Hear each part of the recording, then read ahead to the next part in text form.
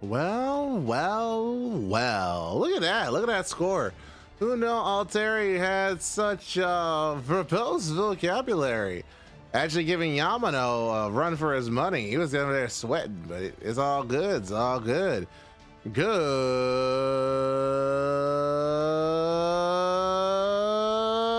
morning, good afternoon, good evening. My name is Musaki from the County Gurus.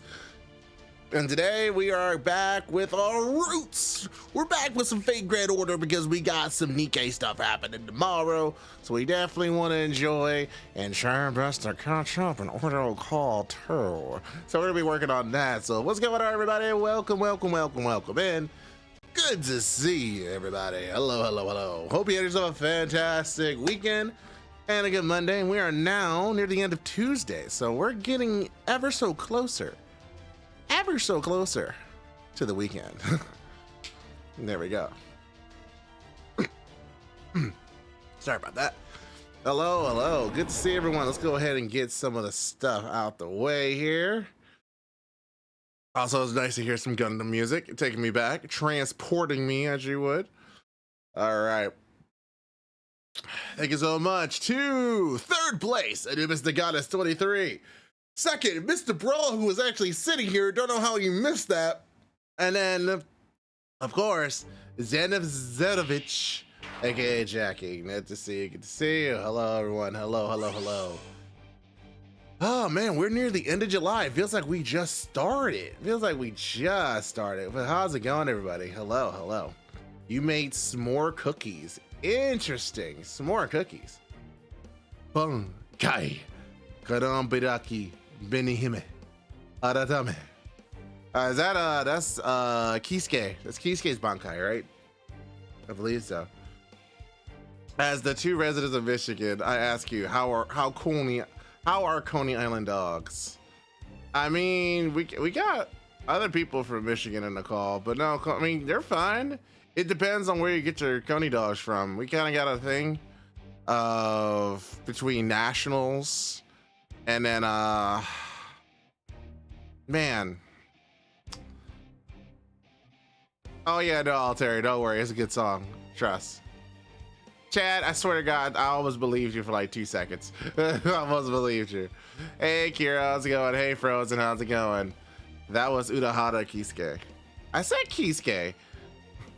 I said Kisuke. Did I not say Kisuke? All beef hot dogs are the best by a lot. I mean, beef hot dogs are good, but they can be made wrong. But they are good. Chaddy of the previous stream. No, he's just memeing. He always does that. I prefer pork. Beef hot dogs make my tummy. I do say that for some reason beef hot dogs does make my stomach churn. I don't know why. You would think because it's beef it'd be better, but I don't know why. Okay, cool, got it. Sake course update. In Act 2 of Lost Ball 6 now with 1,700 Saint cores. Good stuff, Drawn Quarter. Well, you're making good time, man. Lost Ball 6 is a little long, so pace yourself. I mean, granted, Lost Ball 6 is also long too. I feel like Lost Ball 7 is a little bit longer than what you have to do. The kind of hot dogs don't matter to me. At the end of the day, glizzies be glizzies. I mean, but at the same time, the glizzies, depending on which state you're from, are different. Like a Chicago hot dogs will be different than a Boston hot dog, or one from New York. Just like it's different in Michigan with the Coney dogs. So we'll see. I don't usually get Coney dogs, if that makes sense. If I can just make it at home. I normally get other stuff. I managed to clear Shimosa, Garth, and Shinjuku's slash. Oh, so you went back to the Epic Remnants. Nice. Very nice. Yeah, because Sugar hot dogs are good, the rest are not. Okay, Aura. Eat Gumshoe's bento box. Gumshoe's bento box is just weenies and rice. That sounds good. What are you talking about? Have you not had spam musubi?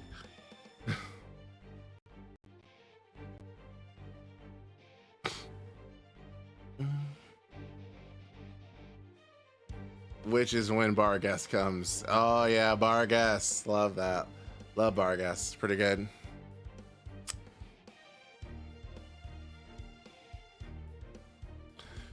All right, y'all. So a couple things we're gonna get into. I got Ordeal Call up, but the main thing we gotta talk about is what's happening this weekend and what we're potentially gonna be doing for that. So you see that right there? We have the 11th anniversary for Fate Grand Order, everybody, live in 4 days, August 2nd, 3:05 a.m. my time. Now, for those of you who normally are a part of these FGO JP streams, you know that the first hour is all build up, interviews with the voice actors and actresses, game shows, little fun things, but that's happening then. Now, funny humans here, VOD watchers will never know. Now, taking a look at this, we're gonna be, who knows what we're gonna do, honestly. Like, yes, we have kicked off a new storyline, but there's been a couple things that we found out in recent interviews. What's been going on a little bit behind the scene, and it seems like ever since the end of FGO Arc 2, Nasu's been kicking back chilling, but you know what he's been kicking back chilling doing? He's been playing one of Ouroboros' favorite games to play, Elden Ring Night Rain. He's been playing Elden Ring for the past few months. He has not worked on anything, which to be fair, he has been like writing a lot. He wrote like the last few chapters, so I get it. Yeah, he played Night Rain. Oh man. So After Time was Epic Render Part 2. We don't know what After Time is. If I were to guess what After Time is literally them buying time to figure out what they want to do. He fluffy. FGO aside, Elden Ring is the game I've sunk most time into, which makes sense. I mean, Nasu really likes Elden Ring. If you couldn't tell by looking at Hasty and Lobo, Old Man of the Mountain, you could tell he likes himself some Elden Ring. He didn't write Ordeal Call for yes, but notice I said the last few, not in a row, but considering how big the final chapter was, what was revealed, I already know he didn't write Ordeal Call 2. I didn't think I had to say that, but sure, he did not write Ordeal Call 2. He did write Ordeal Call 3, and also this summer event, which is really, because going on is really big right now. Right? We can agree, right? Cool. The thing was me getting it from Kadroth, who got it from To Love. Please not to give us Berserker Lancer, who's basically a pure strength fate build in Elden Ring. That'd be really fun. Honestly, that'd be really cool. Yeah, I know Nasu was one of the randos I was running with. That's funny. This year alone, I have 300 to 400 hours of playtime. Jesus. Nasu is in George R. Martin territory for putting off those other Tsukihime remakes. Yeah. Now there's the guy called Heracles. That is fair. He also did write a few events. Yes. Barring ain't a strength. I like how y'all like try to make fate builds in Elden Ring, which I think is really cool. Honestly, that's what I like about Elden Ring. There's so many ways that you can build your character. And I guess kind of maybe Dark Souls and everything I kind of like that, but I feel like with Elden Ring it feels way more. Am I wrong in that? Is Elden Ring way more customizable per se? It feels like that to me. Like, I felt like I could go a couple different ways. I can go to my my magic build with my magic katana, or if I want to go like crit and off of blood, you know, get the crit, stack the blood stacking. I can do that. It's like a lot of stuff you can do. They said that this servant plan even before 10th anniversary, so I'm curious if they have kept to the script. Interesting. Do we have a link, by the way, to this? Because maybe we can go over it. Like, because I got Ordeal Call 2 in the background, but I mean, honestly, where is it? There we go. Honestly, though, like, We can just talk about that.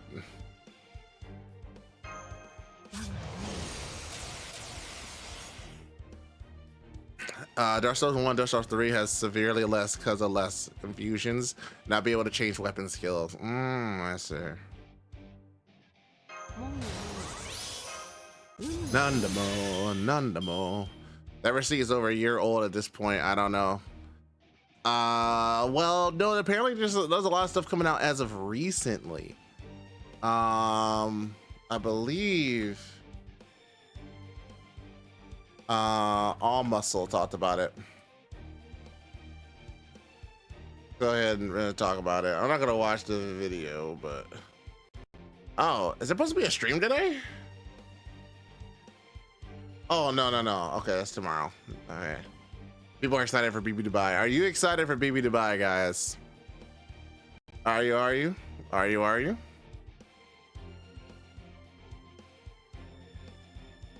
Make sure you watch this video. He pinned it? He did pin it. All right. There we go. Not a lot, but a bit. Which is weird to say for how long awaited he is. I mean, it's gonna happen at some point. I would be more excited if I had more Sancors. I feel that, Alteri. Something I can't tell if I'm being Mandela effect is about Leonidas, because I could have sworn in Fate Wiki he used to say he could be summoned as a berserker. No, as a shielder. He can be summoned as a shielder.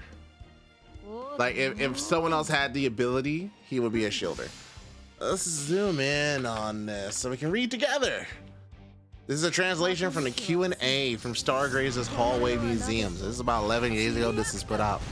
First question is, we got to see so many timelines, lost thoughts, and singularities in this journey so far, but I still couldn't get a good grasp on the ratio between timelines the world prunes and timelines the world doesn't. Hey, is that Simon IV? Welcome for 31 months.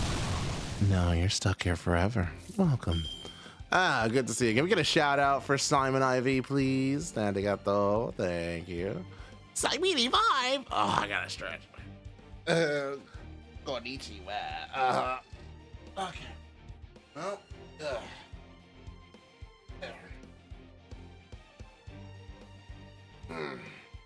good to see you. Thank you so much for the Guru Care package.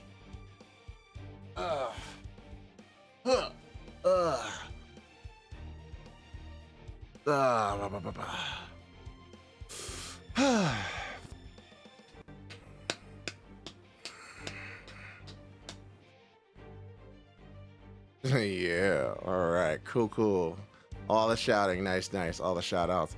Double shout out, Neener. The mods are yelling at Icy? You mean Ivy, got it. Just because your name is frozen doesn't mean everyone is frozen now.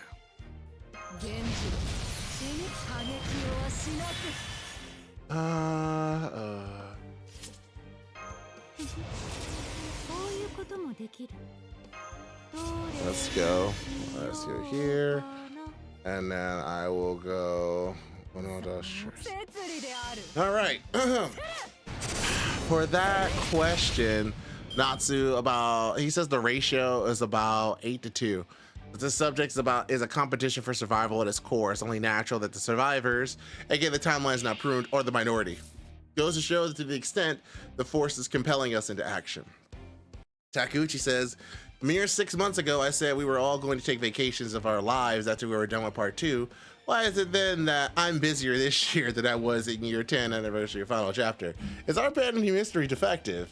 So horrendously defective that my bedroom has gone Silent Hill. That's crazy, Nasu. Nasu once again showing that he has excellent taste, being a Silent Hill fan. Let's see.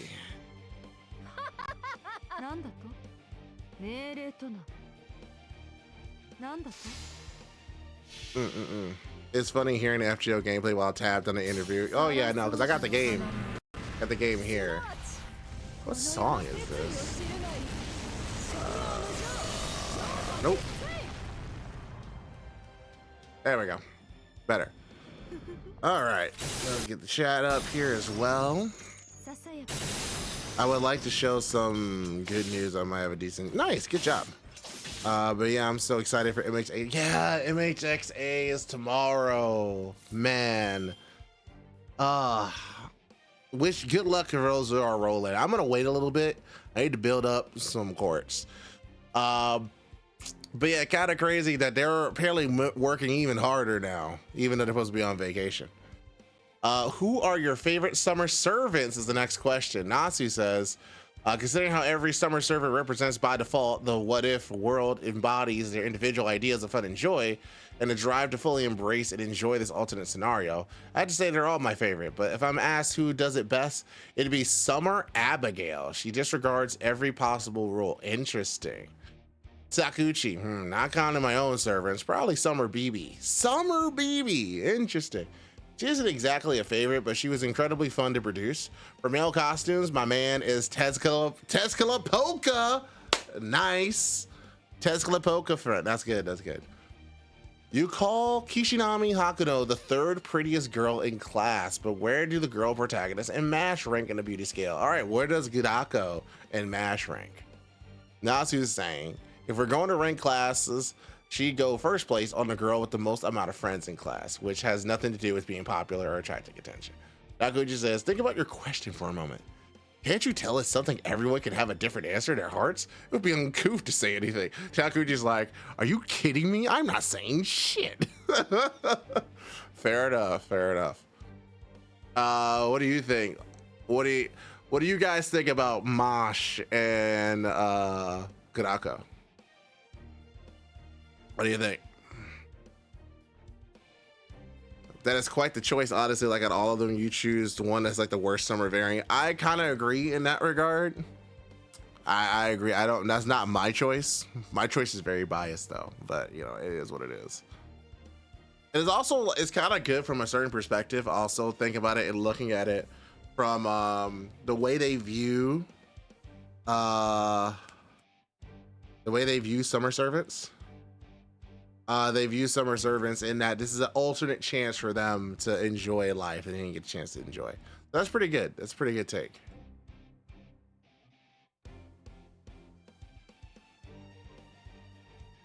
Mash is gorgeous, but I think it's rather against her character if everyone was calling her that. I mean, you can think that all you want. It's a personal question.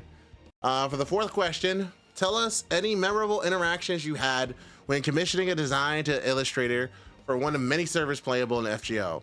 Nasu says one word, Oberon. Okay, really? Takuchi, I have many unforgettable experiences, be it as an artist reading my mind and delivering a what?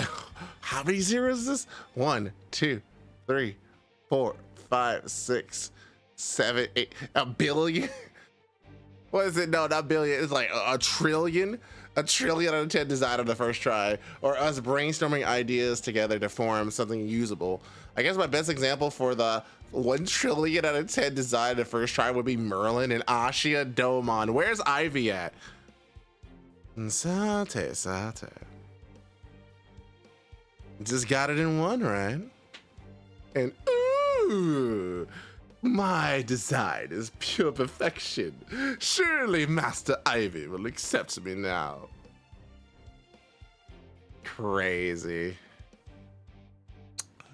And Natsu says, Oberon. Takuchi, true. Oberon. Wait, not really. I just remember Oberon was a trillion out of 10 Umino produced after subjecting herself to grueling research process. Actually, did you notice the question is asking about interactions with the artists?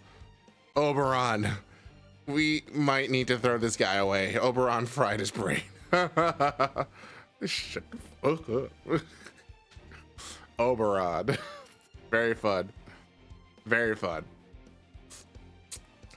The fifth question here is, from what I can tell, Chaldea's Earth perished because this whole no. No. We'll keep going. I'm gonna keep going. I'm gonna skip over that one. The amount of voice lines a servant gets, including ascensions, bonds, Valentine's scenes, and more, ballooned immensely from the nothing burgers we used to have back at launch.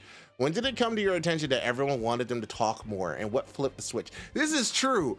If you if you go back and you try to give Valentine's chocolate to some of the older servants, they hardly say anything. Okita is a quick and you'll miss it. It's good, but it's quick. Artoria, the same way. If you gave something to Tyra, it was a little bit longer. If you gave something to Ibuki Doji, it was longer. Oberon, same thing. Is way longer.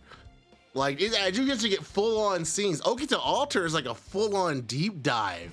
It's kind of crazy. So yeah. To be fair, you were there at the final stream, and that is what it was talking about.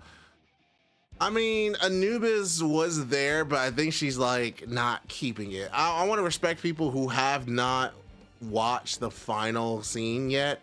And for those who are interested, it is still on my Patreon. I kept it there. If people wanted to watch, I'm trying to follow the embargo, not public with it. If you want to watch it, it's over there. But yeah.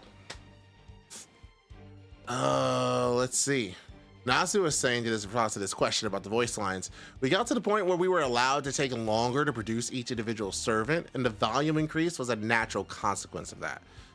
Takeuchi says, this answer doesn't apply just to the voice lines. We spent 10 years constantly trying to make that dialogue, attack animations, and MP cutscenes better than we've ever had before. And without this continued effort, we wouldn't have reached this sweet spot in the amount of content. Natsu was saying in response, I love to see the quality floor increasing, but this train doesn't have a reverse gear. We're never returning to the previous stations. Forgive me, Sumanai. Oh man. Tell us the happiest and most unexpected things that happened in this 10-year marathon with a Fate Grand Order.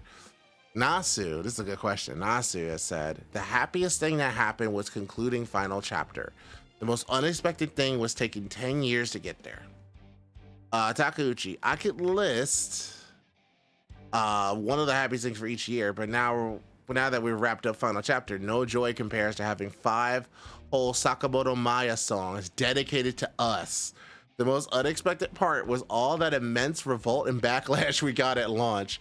I want to believe we'll never experience a greater mayhem than that. Man, it had backlash at launch. I don't remember the backlash. I do remember it was a lot of stuff early on in the days, but that was also me trying to figure out what the heck the game was going on about.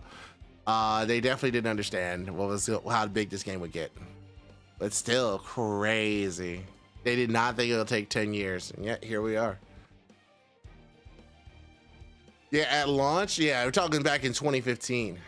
A lot of bad day one animations, waivers sucked. I mean, yeah, but at the time, we know that retroactively because we had the benefit of hindsight and we know what it was now. But back then, yeah, waiver was bad and there was complaints about them, but it was more like the game was consistently crashing, like a lot. Not even just on like emulators, on phones, they were consistently crashing. I remember one of the bigger events, like one of the Christmas events, they got stuck. It would not load. Remember the whole Christmas 2 debacle? Where it was like down for like a day or two? Yeah, the same thing happened in JP as well.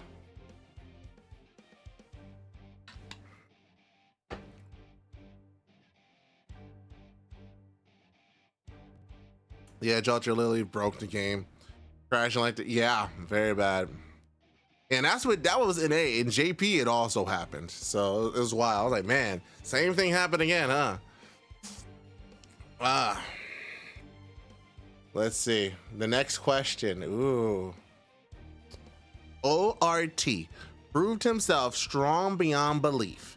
What's the technological level mankind will need to be able to oppose him unaided? I remember a mention of humanity being response ready 100 years in the future. This is an interesting lore question. Honestly, this is an interesting lore nugget. There's no need to defeat ORT. Actually, no operation taking his defeat as the mission statement will ever succeed. If you settle for an objective of sealing or expelling him, you can get mission complete by polluting Earth's environment to the maximum level. The 21st century's technology is already perfectly capable of doing that. So from there, it's just a matter of intensity, scale, and funding. Takeuchi, that's crazy. Like, so you can't defeat him by normal means. It's impossible for us, but we could seal him or expel him. Takauchi says a scorched earth operation taking the planet as a scapegoat. Then our trusty RT evolves to keep up the fight. Their Highness won't let that slide. Yeah.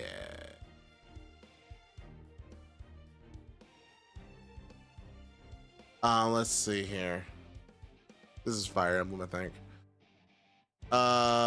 Did the Sirius lights have any hidden purposes and significance beyond just bombs, Barrowsberry? Ooh. Okay, we'll get to that. I cry every time I listen to Maya Sakamoto's Tokei. Tell us your favorite parts of the song. It's a song with a slow build up to higher emotions, making it feel like parts of the listener's live. That's my favorite part. Feels like a song that sits on a couch with you, joins you for a walk and such. So that was Natsu's response to that question. Takauchi, there are a lot of relatable lines in the lyrics, also for better or worse. FGO is the same analog, handcrafted feel of a gear clock in a fully digital age. So I was overjoyed to learn that the ending name would be called Tokei, meaning clock. That is true. That's true. This is not Fire Emblem. Oh, this is Skillet. Okay, got it. Skillet. So even Alco, Star, CL, and Arcade are enough to take. So humanity unaided. I would say Arco, Star, CL, and Urkawid is like almost don't count. Almost don't count.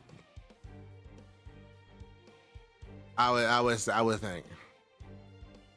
Because also remember Tsukihime, that world technically is in a different branch of Earth where like magic died. So like technically Tsukihime should never be able to intersect with Fate. They're on two different timelines. But you know, it's Fate Grand Order, and they're technically not the exact versions. Oh my god, not the Goku thing again.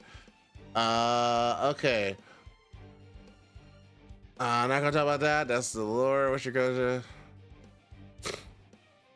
What's your go-to example for a plot, event, or otherwise where you couldn't believe what the writer was doing?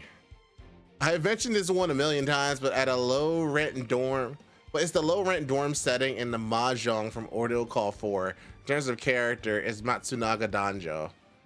Takauchi, when Natsu told me the chapter map for Seraph was going to be the white body of a woman sinking into the abyss, my jaw dropped to the floor with how hard the idea was crashing my brain. Okay, you know what, valid. That was it is Natsu defending it. That was the silhouette of a blindfolded woman, leading you into thinking, meh, it's just BB up to her usual antics. But wait, something's off about this presentation, until you learn the truth and break down laughing. Oh yeah, she would do that.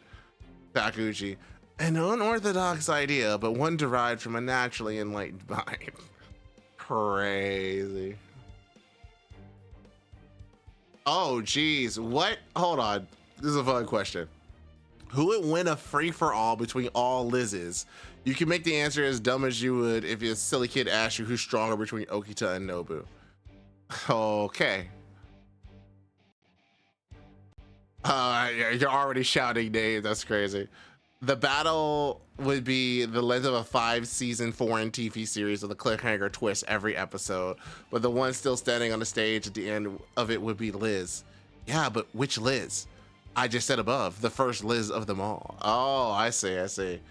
The first Liz. So he said the first Liz will beat all of them. Crazy. Oh boy. Ooh, oh yeah, I remember seeing this float around on Twitter here. Last year, someone revealed the grand service for many staff members, but only the grand classes already revealed back at the time of publication. I like an update on your grand roster for you two. Natsu, the road to getting all grands to 120 spread along ahead. Saber, Lord Lagras, not surprised.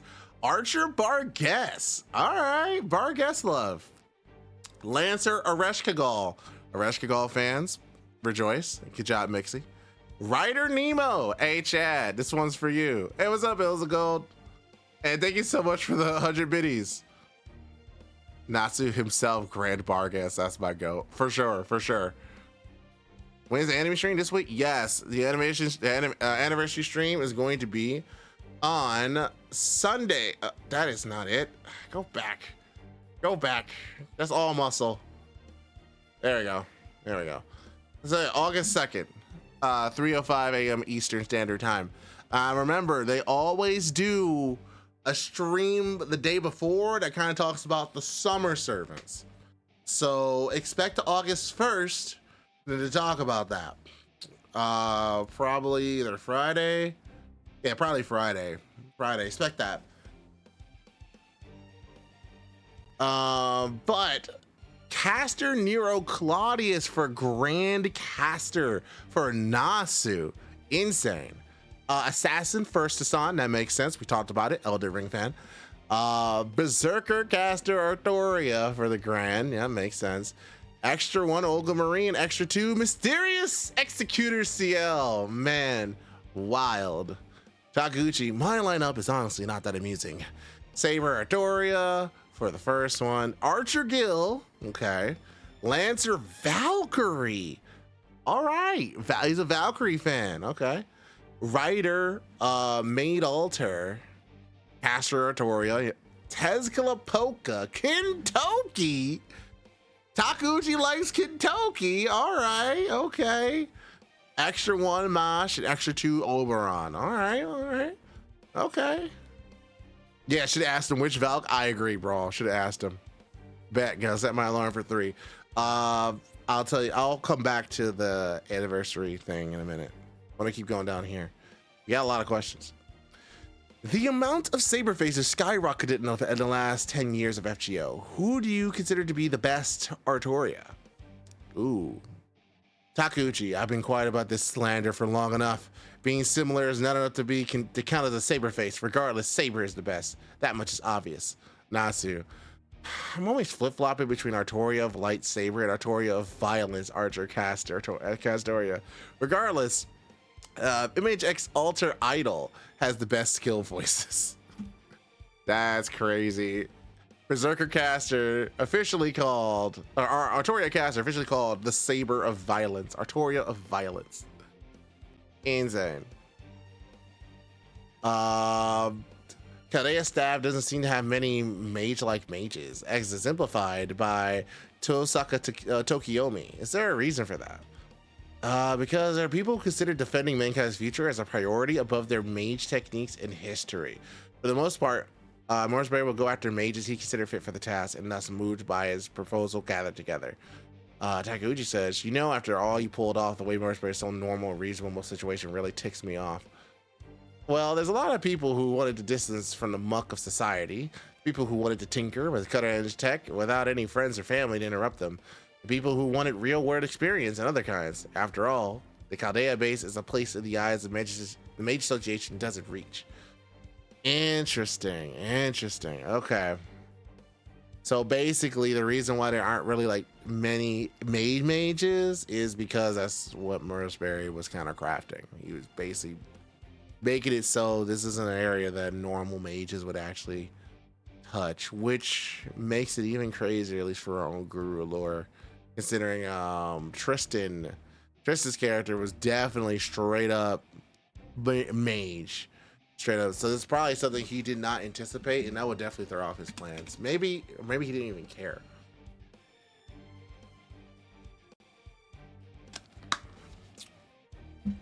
For real, Yamano.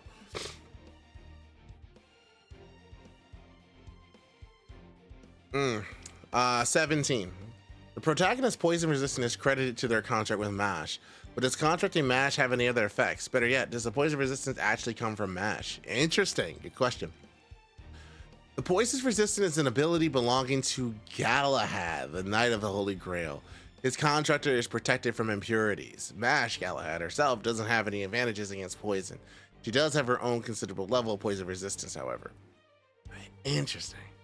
Takeuchi, they didn't develop a resistance by microdosing on poison every day or anything like that. Yeah, only us players do that. Crazy. We already knew that one, though. I mean, it's still good to clarify. It's good to clarify that where Galahad starts and where where Galahad ends and where MASH begins. Oh, great. Does this mean Tristan will have to write a humility character deconstruction arc? No, Tristan's character, to my knowledge, he is still writing his stuff. So if he ever like finishes writing it, even though he's a mage, you know how you would consider like Waver or El Malloy II to be a mage? It's kind of in the vein of that.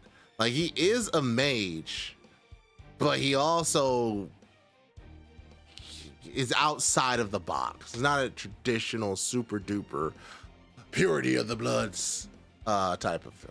Most people, on a side note, at least for the gurus, since we are coming up on our 9th anniversary, guys. Wow. There hasn't really there might have been people who've been touched by the Mage Association, but almost every person has been harmed by traditional magi and the gurus. There hasn't been a single person that like kind of went through the mage life cleanly. Even Musaki, who was adopted into it, still faced a lot of discrimination for basically being picked up as a stray in the clock tower. Tristan also has some other things, which again I won't tell, but he also went through a lot of stuff. Same with Nina. Yeah, a lot of people. Also, did that last question suggest us players are microdosing players of IRL like Rasputin? We are playing gacha games, so yeah. What are your favorite legends and mythologies unrelated to plots and servers in FGO? Nasu, I've never read mythology before. Dakuji. Yokoyama Mitsuteru's adaptation of the records of the great historian is an absolute masterpiece. A must read for every human being alive. What? Mythology manga counts? In that case, the myth that impressed me the most lately is Toge Oni, Primal Gods in Ancient Times. Oh, that's crazy. I'm giving you guru lore like this. I'm not sure if this is stuff I've actually mentioned. I also don't want to spoil people's story to actually working on it. Like, I know Nina for sure is actually still writing hers privately, and we might be trying to like maybe release it in written form because I don't know if we're gonna be able to produce it visually without some help. But yeah, 19. Please tell me your favorite servant that you didn't personally create. Nasu says Kyokute Bakken and Kashin Koji. Hey, that's Ivy's servant. Have amazingly unique servant designs, and on top of that, their battle dialogue has the most sweetly theatrical phrasing and delivery. Naguchi. In terms of design, I believe nothing beats the perfection of Artoria Caster's Ascension 3. Read again. The question said it can't be someone you drew. Has your brain gone Avalon? Huh. Did I mess up another one? You really like Takeda? Yeah, no, Takeda's really cool. I like his design. I don't care about mythology that much outside of theming for modern. Really, Yamano? Interesting. You don't really like modern mythology at all? Interesting. Or not modern, but actually just like no Norse, Greek, Roman, nothing? Interesting. There's like a lot of stories, even like with the modern day stories, still like have their base in like those stories. I guess that does count. That is a mythology. It is a certain way, yeah. All right, let's see what the next one is. 20. The eyes of Takeuchi's recent characters have gotten bigger and softer than what they used to be before FGO started. Did Mash gaining her humanity cause the art style to change? Oh, wait, really? Did he regain his heart, his love for non-Artorias? Says the most heartless man in the gaming industry. The eyes look different because I grew an interest in letting my characters wear makeup. Wow, okay. Hey, what's going on, Rin? Yumi-chan, how you doing? We are just currently going through the translations of the recent interview because the 11th anniversary is coming up this Saturday, and we'll be covering that the best we can. I'm not a translator like Two Love. I'm a vibe guy. We're going in with vibes. We're going to figure it out. Because last time we did this, we got the 1000 Saint course, and that was pretty hype. So will they do it again? I don't think so. What are they going to do? I don't know. At this point, everything's on the table. Yeah, look, it's pretty soon. It's happening. Natsu and Takeuchi dunk on each other like nobody's business. That's what good friends do. All right. Oh, wow. Fun. I had no idea. Anyway, thank you for always fulfilling my crazy requests for every event. Like, I want new Mash sprites. It'd be weird for her to work on at the MTA with her normal clothes. I want a sprite of Mash reading out a script, or I want a sprite from Mash surprise after she bleeps a bleep. There will be more. That's crazy. You play NA and JP, but I had my eyes on NA more recently, so I didn't realize that was imminent. Yeah, no worries. I'm both NA, JP, but mainly NA. But I always remember the last week of July, first week of August is always anniversary time. Honestly, just like me for real. Always want more Mash sprites. You and Jackie both. Tell us each crypter's cooking specialty. What? Okay. I'll keep their specialties a secret, but a general commentary on their cooking. Kadok is nitpicky about stews. Ophelia knows her recipes well, but is mediocre at practical side of cooking. However, she's good at baking confectionaries. Akuta leaves the cooking to the humans. Pepe, expert in all genres of outdoor cooking. That makes sense. Staria, insanely opinionated about bread. Beryl, beef cook. David doesn't cook. His favorites are hot dogs and burgers. He's the American. Wait a minute. Hold on. Really? You're gonna have the American don't cook? He's just like hot dogs and burgers, man. That's it. Oh, come on, man. At least have a barbecue. Wish I could get into JP, but the hindsight of clairvoyance, the X, and the ability to actually understand what I'm reading outweighs having more content. I feel that, Cheese. It's kind of the reason why, like, when I'm playing JP is mainly only to like, how could I recontextualize this for NA? How could I prep for this on the NA side? Because the story I'm gonna find out once it comes over, because it's gonna be properly translated. And I've been burned by people mistranslating the Japanese side of it and putting out there like it's news. So now I just wait. He can't have his 5 minutes wasted on food experiences. That's crazy. Pepe barbecue would go hard. No, Pepe barbecue sounds delicious. I can't even debate it. I'm eating a burger as we speak. Oh, man. In the 10 years of FGO, how much of the main story was according to plan and how much was improvised? When was the editing final chapter conceptualized? That is a good fucking question. I'm curious too. Let's read that. I think this is the final question too. Nasu says, we had an established skeleton for it all, but whenever the plot progressed from the end of part 1 to the end of Epics of Remnant to the halfway point of part 2, we progressively got more meat on each bone. But specifically for the final battle of part 2, I had a concrete vision of what I wanted back when part 1 finished. So the rest all felt like rowing the boat with my life on the line to reach that final battle. Interesting. So basically, since the end of part 1, he knew how part 2 was gonna end, but he had to get there. And I believe I said that on stream. Like, it feels like the way it was constructed, he had these shots in mind. He had these moments in mind, but he didn't know how to get there. Enter everyone writing the chapters for him. Takauchi says, the contents of the final chapter were shared with me when we began part 2. And while I felt elated and obligated to actualize that vision, I also felt guilty over the face something else would inevitably have to exist in its place instead. I was very dazed throughout final chapter's production, never knowing how things would fall into place. Once I read that last text file, reaching that sunny day at Tokyo Station, I had the finish line in sight, and it managed to sink down all my doubts. Now, so down to the last second, I was still considering a less optimistic ending, but the idea that a more traditional conclusion was better fit for a 10-year-long adventure shook off my doubts, taking us to that conclusion. One thing I'm going to learn with my age is that the question of how to make something unique out of a plot that has been done to death is the most tried and true part of a traditional plot structure. Interesting. Interesting. Hey, thank you so much, Jackie, for the subscription with Prime. Yes. Welcome, welcome, welcome. Clairvoyant is the X example, BB Dubai or Phantasmoon. And BB Dubai.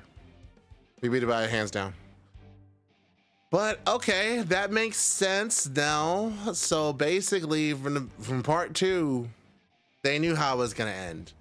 But how to get there, that's the tough part. And I think, honestly, from writing stories, That's kind of how it is. Like, for a couple of my stories, I had an idea I was gonna end, and at least for Musaki and Okita and Melt, I had an idea how that was gonna go.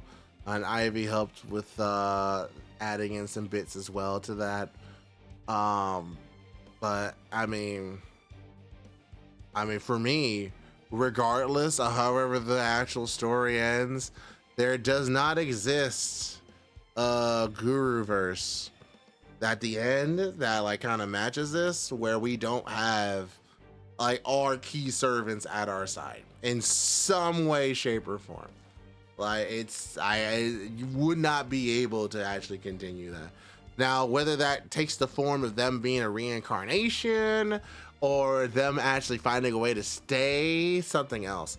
At least for me, if we're talking for me, like they're getting reincarnated somehow. They're getting reincarnated somehow. Like I refuse to actually fully let them go.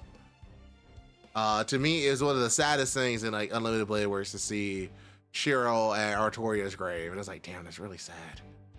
That's really sad.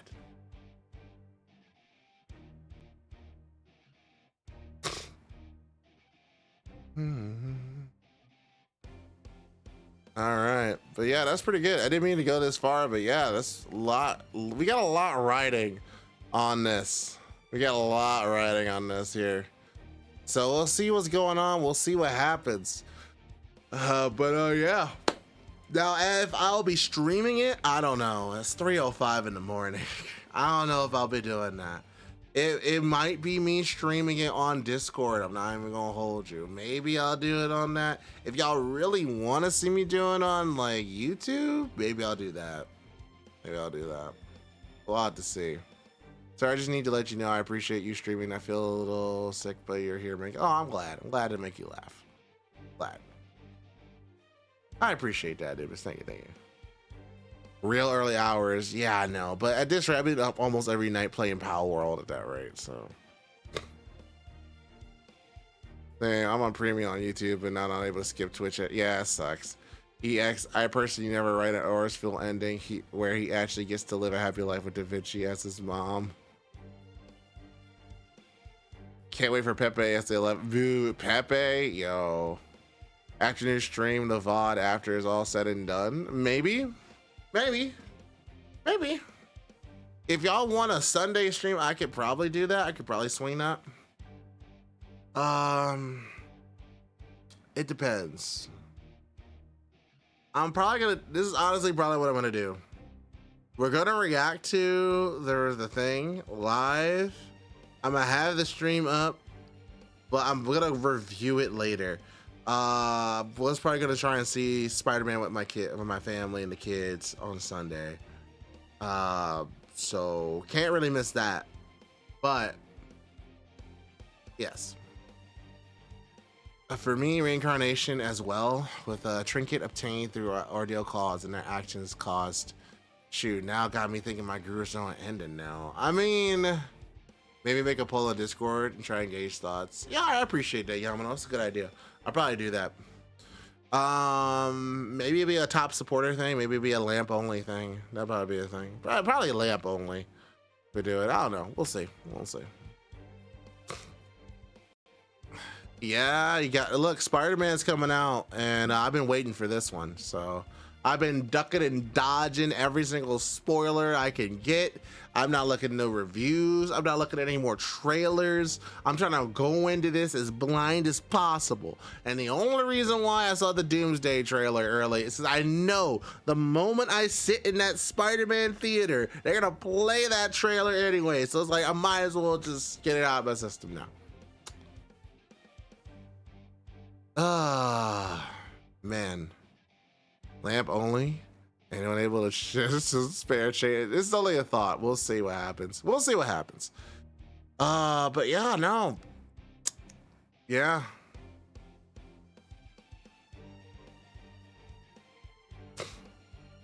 Moo doesn't even know that Spider-Man web swing yet. That's crazy. I know, it's crazy. You know what? I don't think in Marvel Rivals, I don't think Spider-Man needs to shoot webs. It's too busted, too broken. Ain't no way. No Way Home was the 20th anniversary of the first Raimi films, by the way. Really? That makes a lot of sense. That makes a lot of sense. As of now, on a side note, sorry, I know it's FGO stream, but side note. So the girls really want to see Spider-Man, but problem, they have not seen any live action Spider-Man. They've only seen Across the Spider-Verse, Into the Spider-Verse, and like the cartoons, right? Like those Spidey Kids and Amazing Friends, Spectacular Spider-Man, stuff like that. They've only seen that. So I'm like, okay, you want to see the new Spider-Man movie? All right, cool. Before you do, you need to watch every live action Spider-Man movie. You're like, what? All right, cool. We'll start you off soft. We're gonna start you with Spider-Man Homecoming. They watch Homecoming. Cool. All right, now Spider-Man Far From Home. Okay, cool. Got it. Awesome. Now we're gonna put you back with the Raimi films. But there's a third one. No. You don't get to watch No Way Home until you watch the other Spider-Man movies. Okay. So Aura, sorry, you're old. You're like me. No, there's a newer Spidey and Their Amazing Friends where it has Gwen and Miles. Not the OG old one with Firestar and Iceman. Not that one. Yeah. I watched that one. That was the one I grew up watching. They're watching a newer one with Spider-Gwen and Miles. Yeah, they call it Spidey and His Amazing Friends. So there you go. You have to see everyone. You have to see everyone to see Spider-Man No Way Home. Yeah, you gotta see all of them. So I was saying the Raimi Spider-Man films. So I showed them the first one, and they were scared out of their minds. The Green Goblin spooked the ever-living bejesus out of those kids.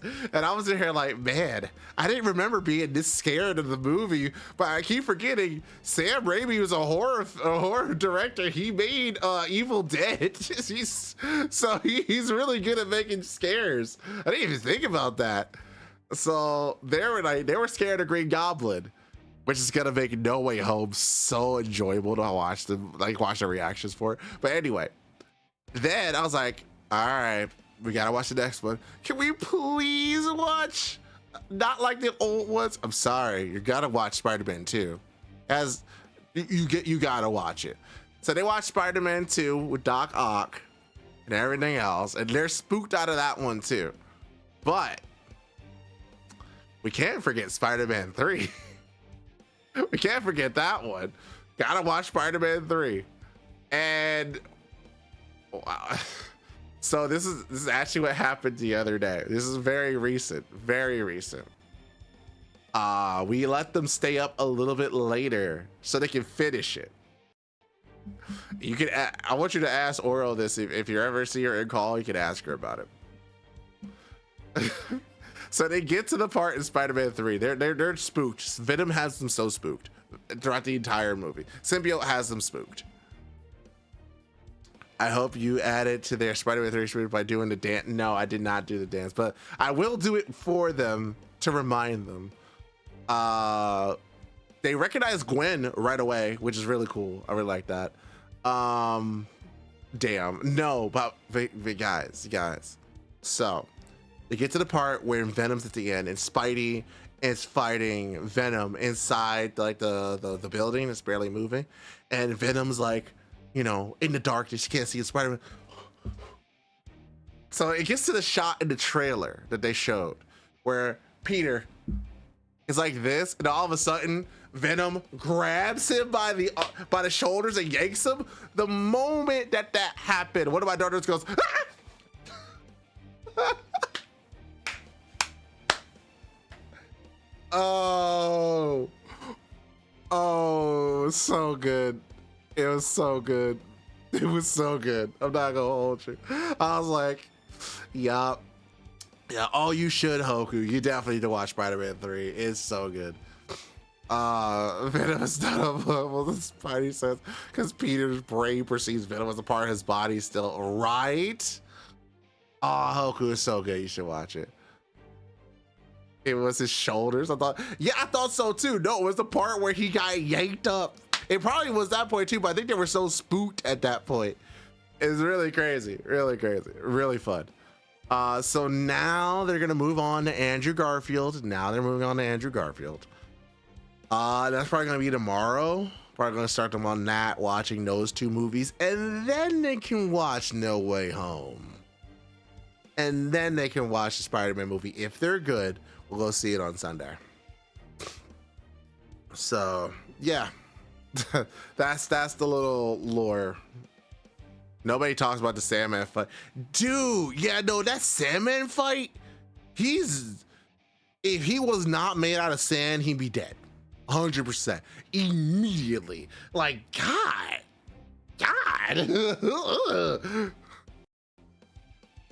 Oh, Foxforest, what's up? Good morning, good afternoon, and good evening, everyone. How's it going, my dude? How's it going? Good to see you. Thank you so much for the raid. How's it going? What were you doing? Some FGO, of course. What were you doing in FGO, though?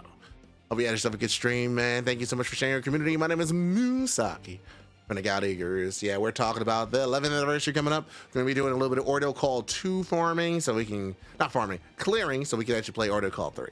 Hey, Kimba, how's it going? Hello. We have hired this Bargus to stare at you. Oh my God. Bargus, no. We were scrounging up more Sancors for the massive BB summons tomorrow. Best of luck. I mean, I guess we could talk about that. BB Dubai is coming up, right? Let's talk about BB Dubai, right? Guys. Moon Cancer.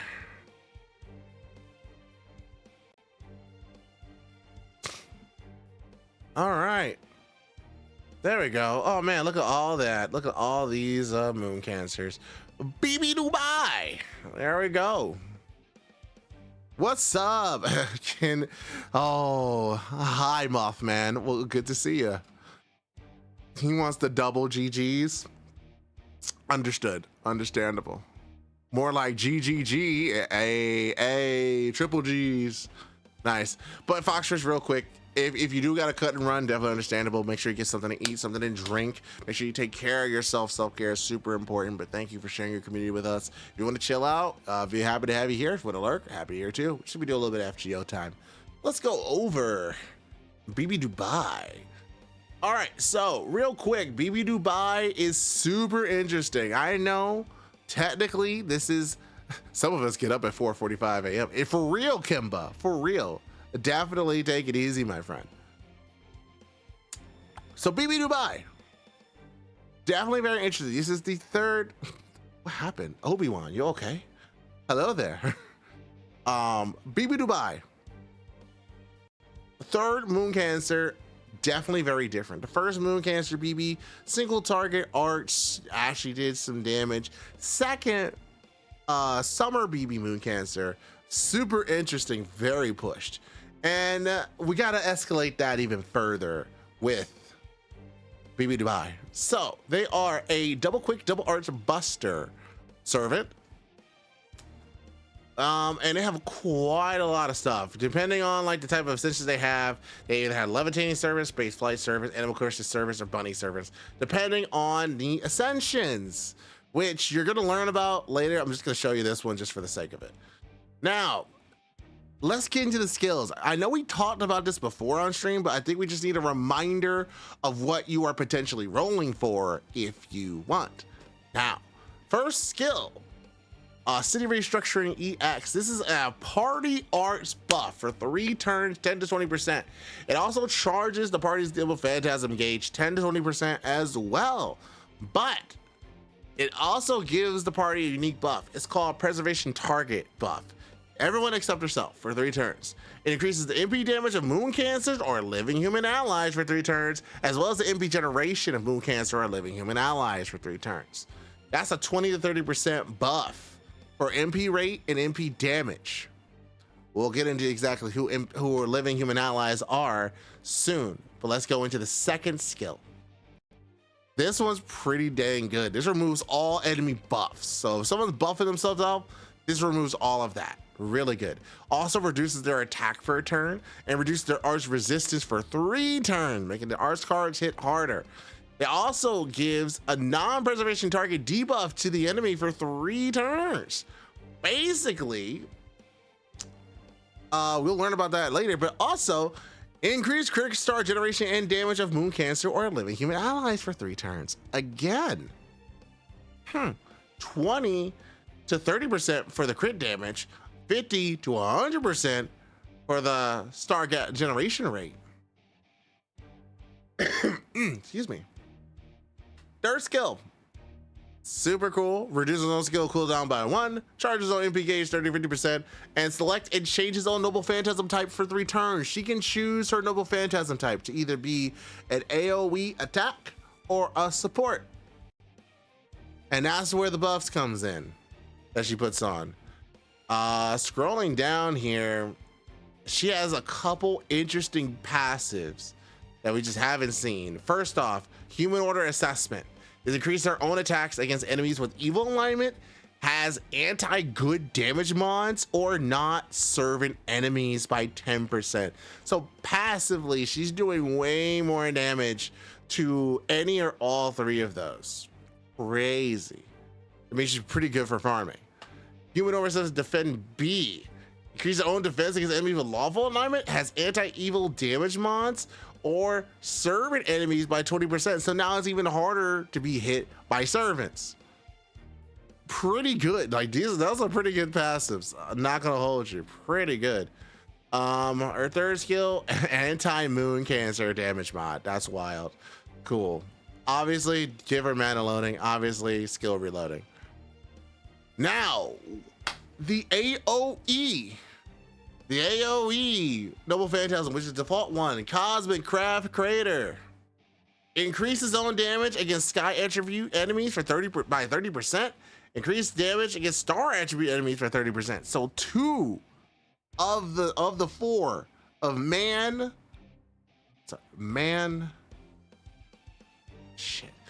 Earth, Sky, and Star. So honestly, Sky and Star are really tough ones. So the fact that you get damage mods against those is crazy. Deals damage to all enemies that also reduces their own arch resistance by 20% for 3 turns. And as arts, Noble Phantasm, and as well deals extra damage to anyone with the non-preservation target status. So this is gonna be the default one. Really good if you want her to be the DPS, but that's not the only Noble Phantasm she has. Support Noble Phantasm. GGG, Go Giganta Gormento. This one grants the party invincibility for a turn, gives them debuff immunity for a turn, increases party MP damage for 3 turns, also charges the MP gauge of all allies with preservation target statistics for self by 30 to 50% depending on overcharge level. You want her to be your saving grace to save your servants. This is definitely the one to use. Because again, every time you're using the third skill, you can swap what Noble Phantasm that is. That's on a 9 to 7 turn cooldown, and this reduces own skill cooldown by 1. Now imagine if you put her in a party with Tamamo or even Koyanskaya if you want to. Just some shenanigans with lowering skill cooldowns, or I don't know, up your skill reloading to take advantage of that. Very interesting. Now, as I said with CL, moon cancers are super easy to level up. You just gotta have monuments, and in this case, it's riders and casters. Rider and caster statue monuments, super easy. The first 7 levels, honestly, I think are super easy too. Only 8 shells and 5 lamps, and you only really get real crazy with this new item, gold cauldrons. You need 9 of those. I feel like this is easier to get than Mysterious Executor CL skills to get this all leveled up to 10. Depends a little bit harder. You need 21 D20s in order to actually level up past 9, and 9 of these moons, which is a rare item. So this is a little bit tougher, but you can definitely get her normal skills pretty leveled at that point. Now, Bond Craft Essence.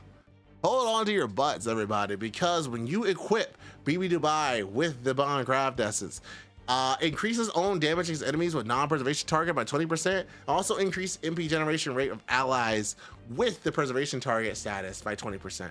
So basically, it ups the amount of buffs and damage that she has, depending on what version you're doing. She is going to get stronger, hit harder, and everything else. So it's going to be super good to have her. Now, all that said and done, who the heck are living human allies? We already know who the moon cancers are. Who's living human allies? Look at this list. And I want you to note something. Do you notice anything important about this list? Like, for those who care, MASH, Muramasa, the New Great, Chloe von Eisburn, Ishtar, Fujino, Ilya, Durga, Parvati, Tezcala, Polka, Shiki, Alco. Do you understand? CL. Every single one of these servants, not only are they like the pseudo servants, the actual living people that are buffed, these are some of the strongest servants in the game.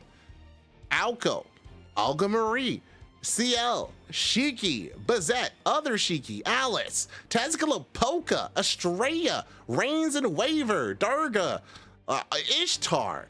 Literally some of the strongest servants in the game gets this buff.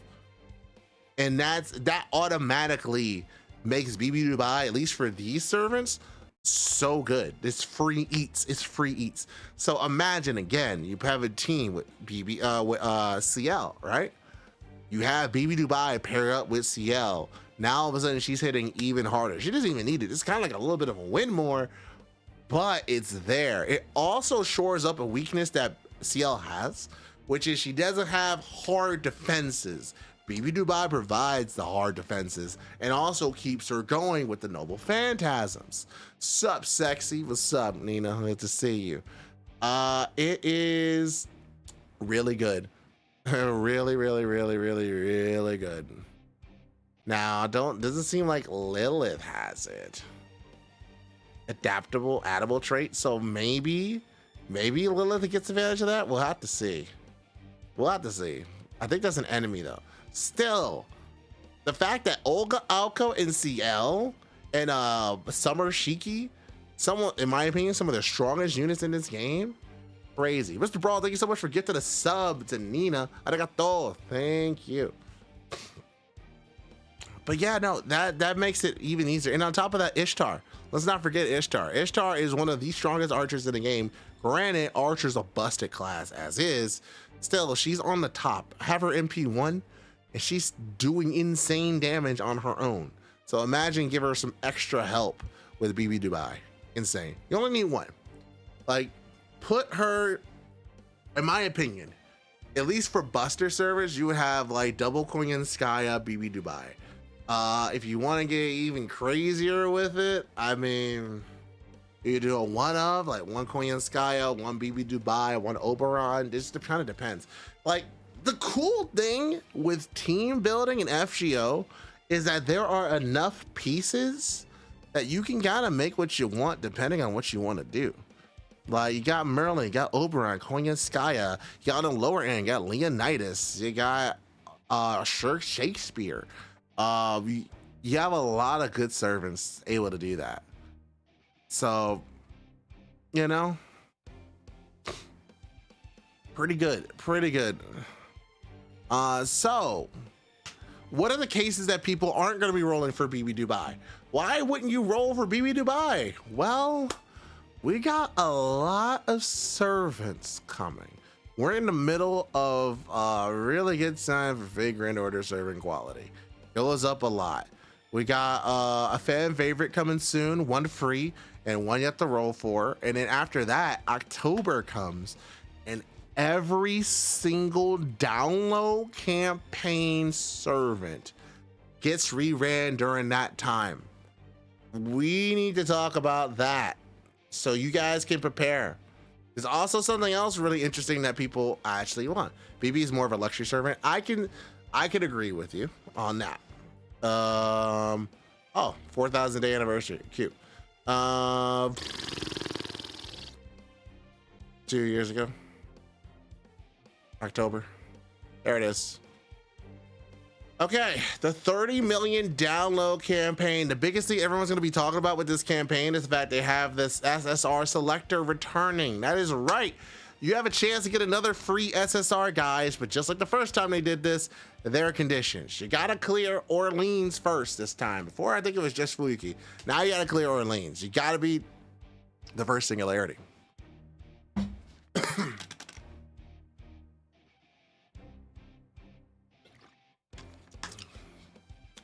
You also have the entire month of October and entire month of November, which I feel like they're gonna push this a little sooner. So probably expect this either at the earliest mid-September or toward the end of September. Now, what do you need to do to actually unlock them? The servants, you need to make sure that they reach level 60 and they reach bond level 5.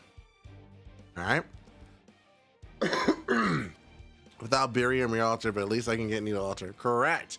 Yeah, so let's go with exactly who's actually in it so people could actually understand and try to plan. So you're gonna notice there are no limited servants here. These are all either story locked or normal servants, which isn't too terrible.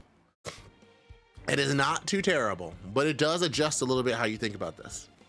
Because in my opinion, what you want to use this for, you're either going to use this for a servant that you always wanted but were too scared to roll in a story banner for, or you're going to use this to increase an MP copy.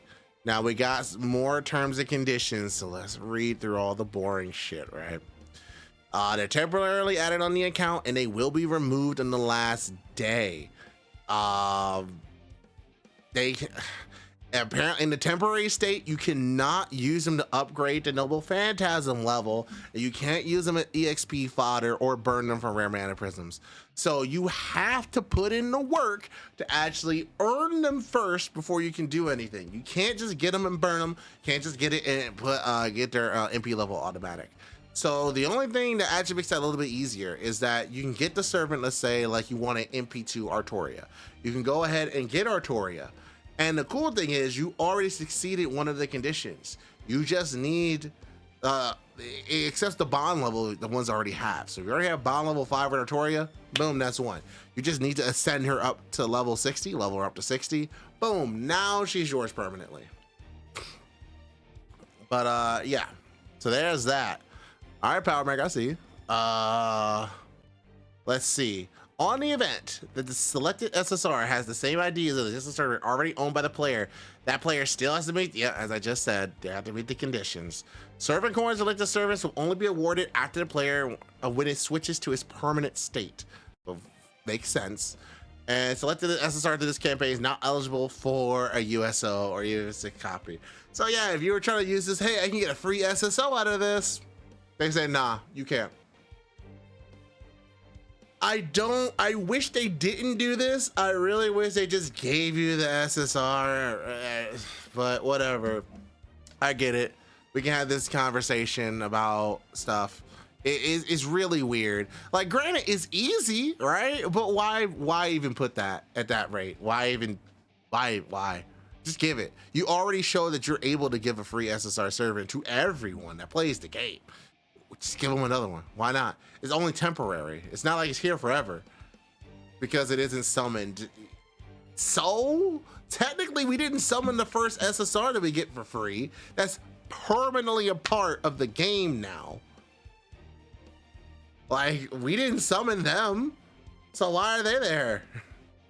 They're a little stingy. They're a little stingy. Let's hold. So anyway, going back to our options, use it to fill in a gap that you already have. You know, use it to do that. Or if it's a servant you really want it but we're too scared to roll for, pick it up. For me, I mean, Waver and Tamamo are like really good options. Then you also got Lancer Artoria, really good option, and Enkidu as well for single target. I would say Napoleon, really strong. Artoria is like one of the best sabers in the game. They pushed really hard, but I understand you like your Morja or Altera. Don't pick Dice Fury. Rider, Ozymandias and Quetzalcoatl really do good for damage for single target. Meave really pushed. Every single part of her kit's been buffed. It is really good. Taigon Wang is a very good AoE quick rider. Good farmer, very good farmer.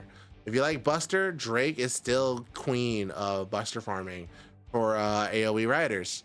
Achilles is good. It's fine. Nemo if you're Chad. And Odysseus if you're really excited about the Odyssey movie. Let's see. Caster. Genja, if you're not gonna pick the supports, Genjo Sanzo is really good, really strong for a single target.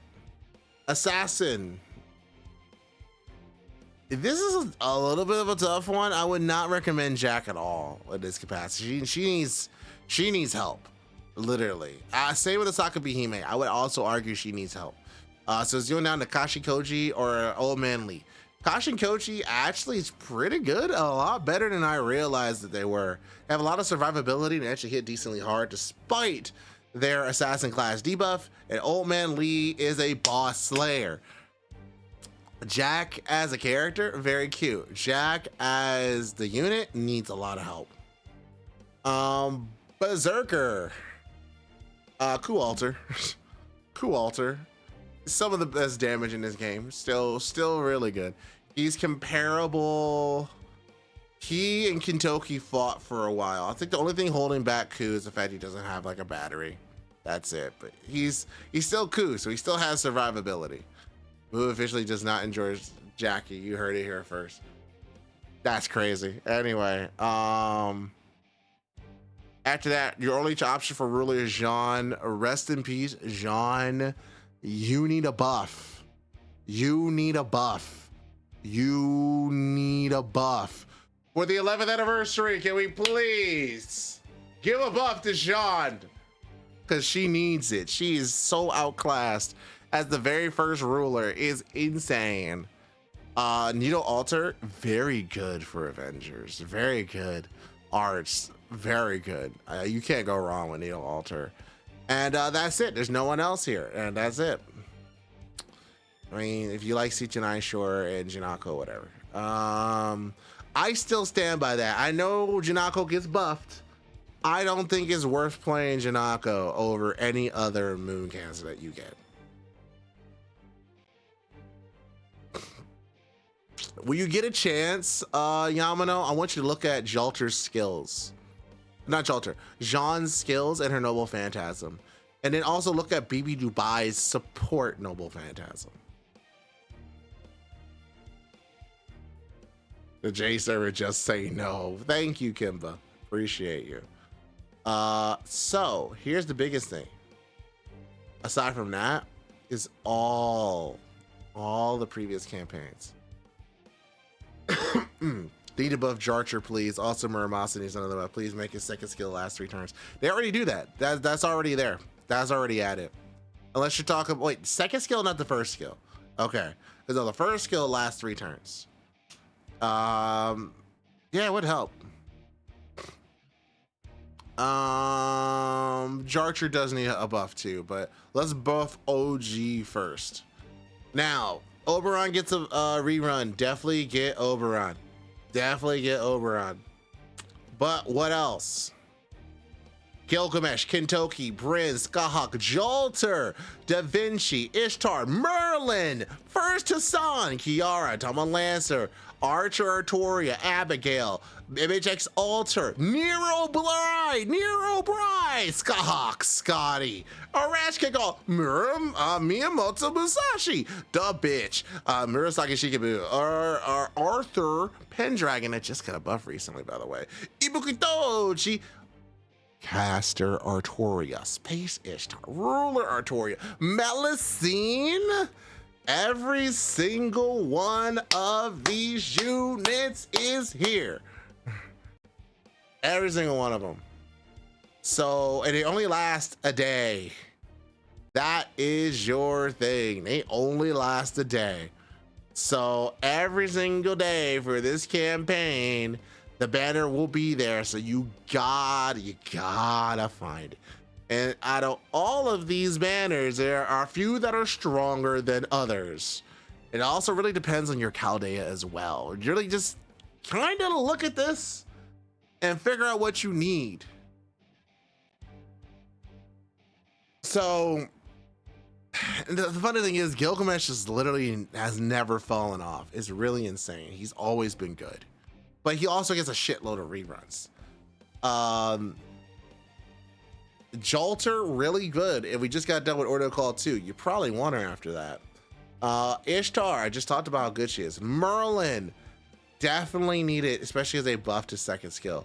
First Assam, one of the strongest in few single target buster servers until we get Gensai. It's still, I would say, arguably stronger in some aspects. Neurobright Claudius is one of the strongest and most versatile sabers in the game for what you can do with them. My personal favorite and number one will always be Okita, followed by Okita Alter. But if you're talking about taking my bias aside, Nero Claudius Bride is so good. She does it all. She literally does it all. They just make it better. It's insane. So if you don't have a copy of Nero Bride, I definitely recommend you do that, especially with the grand battles, because with the grand battles, you can only use servants of that class. There aren't many support sabers, and she's one of the best. So definitely do that. Ereshkigal, obviously really good if you like Ereshkigal. Miyamoto Musashi, one of the best single target buster sabers in the game. Xingwan Di, duh bitch. Don't skip him, please. Skip him. He did get buff. Skip him. Skip him. Skip him. I disagree, Demi, but skip him. Skip Xingwan Di. He's not worth. Memes aside, you do not want to spend these courts on someone whose whole thing is just, I stay alive. If you want to do that, you might as well just have some cockroaches in your house or something. If you want something never to die, there you go. He's a bug, he's an insect, he's gonna be there, but you're gonna be taking like 300 turns to actually do something with him. So no, do not do that. Especially because you have better options. Arthur Pendragon prototype did get buffed, like I said recently. He's actually really good now. So definitely do that. But screw all this. If you don't have Oberon or Castoria, the answer is Oberon or Castoria. The answer is Oberon or Castoria. When does this come out? This is either going to be mid-September at the earliest or beginning of October.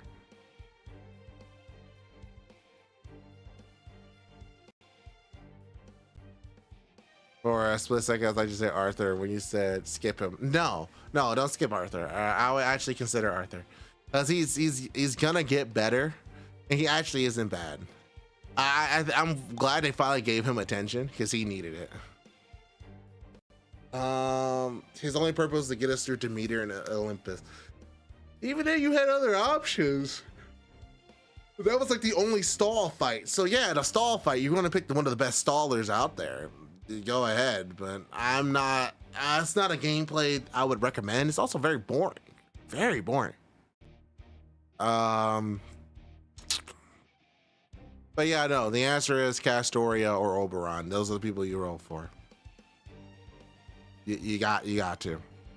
I think every account should have at least one Castoria, one Oberon of their own. And I know people say, look, you don't need to roll them. You can go ahead and have your own supports. You can, but it also limits and locks down your support every time. Meaning there's no chance for you to try out any of these strategies, no chance to try anyone else. If you just have those two, they open up your account for so much. Like, it literally raises your account up for how much they do. So definitely do that. If you have those already, picking a good DPS would be great. Ibuku Doji, Arthur Pendragon, Melusine, Miyamoto, Musashi, Ereshkigal, Mirabai. If you need quick support, get Scotty. And actually, Image X Alter actually is really good. She got buffed again, so I would not sleep on her. First Asan, Merlin support, Ishtar, Jalter, Scotty, Bryn, maybe? If you like Bryn. I think she could use another buff, to be perfectly honest. Kentucky, super solid still. Super solid. And then Gilgamesh, super solid.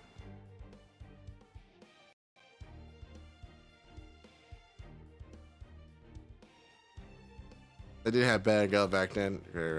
As Captains once said, the end game is all three card teams for yourself. I mean, for real. Just have the options. You literally have the options. You just need to have these options to do what you want. And there you go. At least in my opinion. Good night, Kimba. Sleep well. There are some other stuff coming up with this campaign.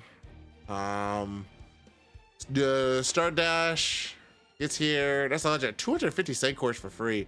45 summoning tickets, 42 grilled apples. This is a good start. If you're starting off during this time, you get a lot of rewards during that time. If you're coming back, they have a comeback campaign with free 10 roll. Not bad. Be easier time to farm. You can use Oberon as NPC in daily quests if you want to try them out. Your great super success is back. You get 3 times experience when leveling up the selected SSR servants from the selector. So even easier to level up that servant, which is nice. They also get a damage buff for a temporary time.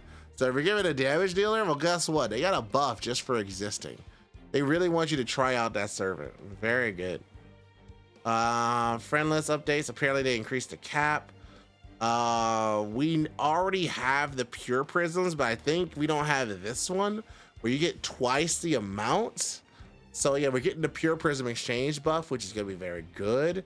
They're adding the teapots that you can buy from the shop. I don't think we can buy the teapots right now, so that's good. They're adding all these past release command codes as well. A lot of these are very good. Also adding these previous craft essences. And the remembrance essences are updated as well. Let's see, we get to add it up right here. Ox Demon King, really good. Go ahead and grab that. I would say this is also very good. Cherry Icicle, very good. Definitely get that. Very good. And this anniversary, I want to upgrade for Kukulkan, Talaluk, and if possible, one of the Hokusai or Van Gogh. Ooh, that'd be good. That is true. We should probably guess who would get other 14 servers who's getting buffed. Yeah, a lot of stuff. Oh yeah, also past Mystic codes are gonna be in the shop, so go ahead and grab those if you missed them. Also the summer of Fuma. Yeah, look at that. All the summer outfits are gonna be there, so pretty cool. And this one, you just gotta actually just clear certain things to get them, so you don't have to spend money. Hey, speaking of strengthening quests, Arthur gets a strengthening quest this day. So this is one of his first ones, and he gets another one recently as well. Who do you think will be the new summer servants?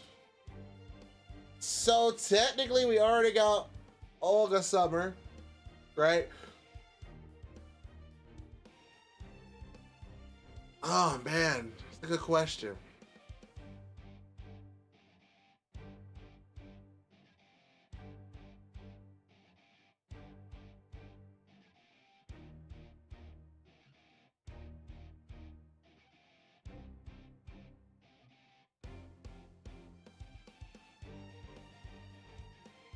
Lilith Summer.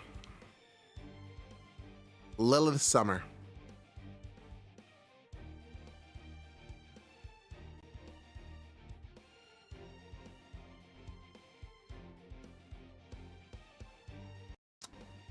Summer Koyanskaya.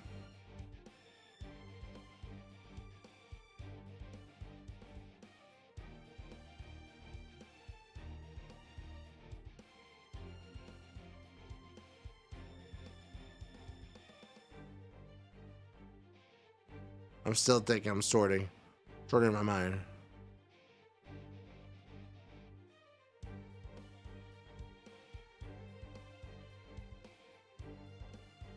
I'm drawing a blank now. It's crazy. Those are like the first two that popped in my head. I think it's too soon for Summer Gensai.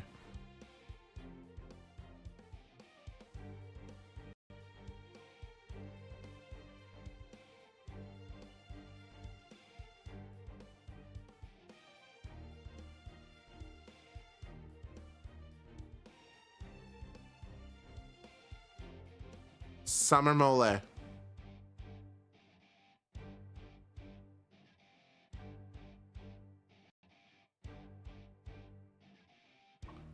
Summer Van Gogh.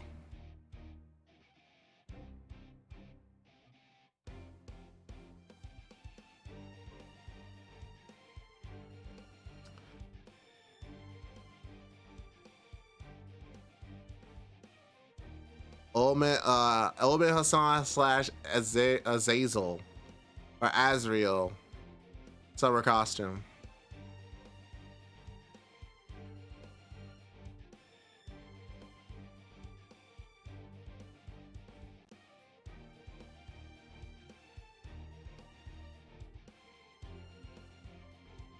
Those are good choices. Those are all good choices.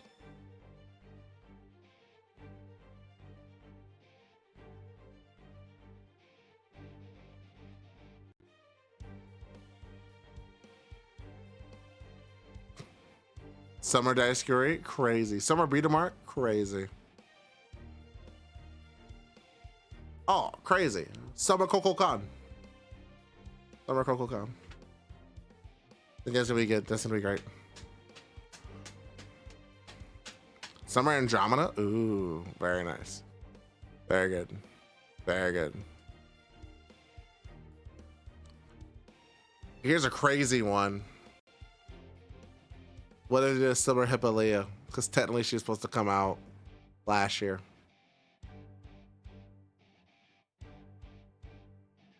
Ooh, Summer Alco. They could do that.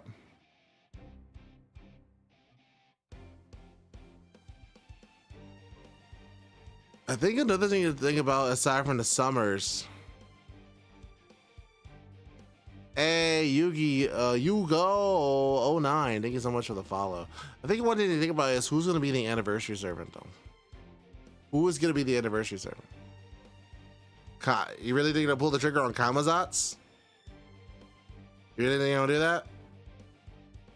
I don't know. I don't know if they're going to do that. I don't know. I don't know if Gensai is Summer Kenshin. Maybe. They could do some Guda Gudas. Summer Kenshin with Takeda outfit would be pretty good. I'd be down for that, actually. Also, they basically confirmed that Benny Emma is going to be in the summer event. They'll probably, oh yeah, well then that's the case. They already confirmed that Benny Emma is going to be one of them. So I can see them doing Summer Benny, Summer Koyon. I'm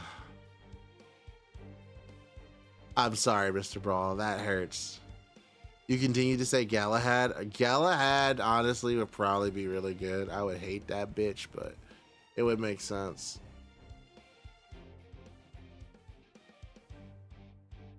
I do want the alternate version of Benny. I do want that. That would be very nice.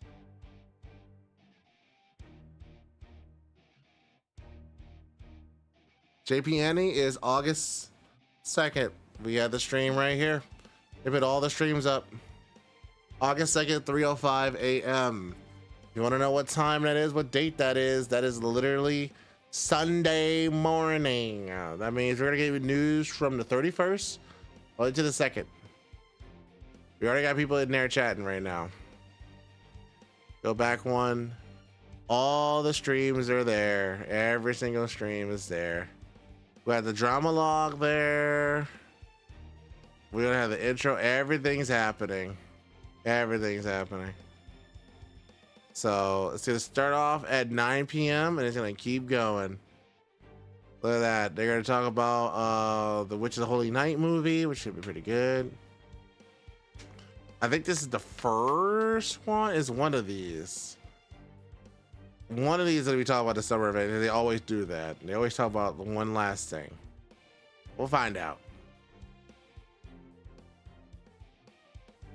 Summer Karen. Ooh, my ass will be eeping. Yeah, please sleep. I would love Galahad, but I think his time has come and gone. If we're getting Galahad, my question will be why? My question. Now, I will say, I believe we're close to having a Galahad. We had, like, his sprites are there, his animations are there. But I would like, why? Why now? Why now? Honestly, make him like a certain other pretender and give it to us for free. I'm not rolling for him.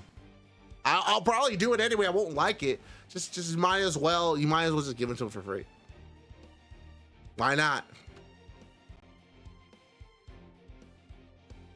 I mean, I understand storyline wise he couldn't, but at this point, you might as well.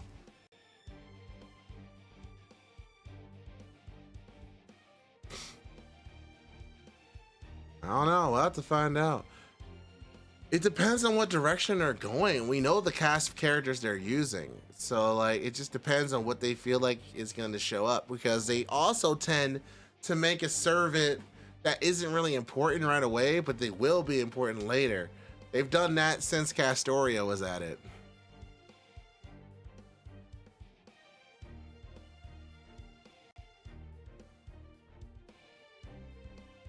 Yeah, free Galahad with a summer ascension? Sure, do it. Do it. I'm fine with that.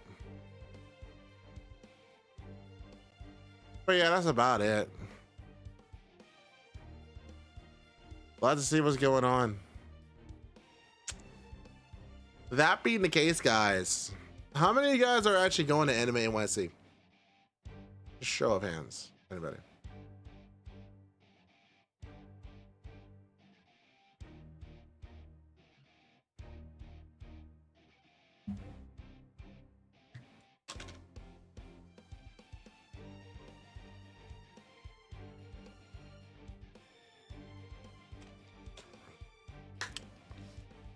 Build a server coin system. That would be awesome.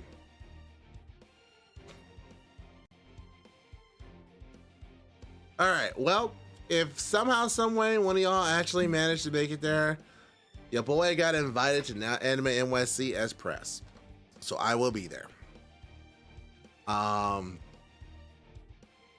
Maybe I'll have Ivy show up on the tablet. We'll see if she's free. So we'll find out.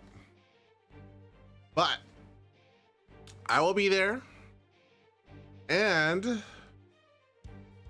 I'm in talks to potentially have an interview with the director of Fate Strange Fake. Fingers crossed. Fingers crossed. Nothing confirmed yet. Nothing confirmed yet. We will see what happens.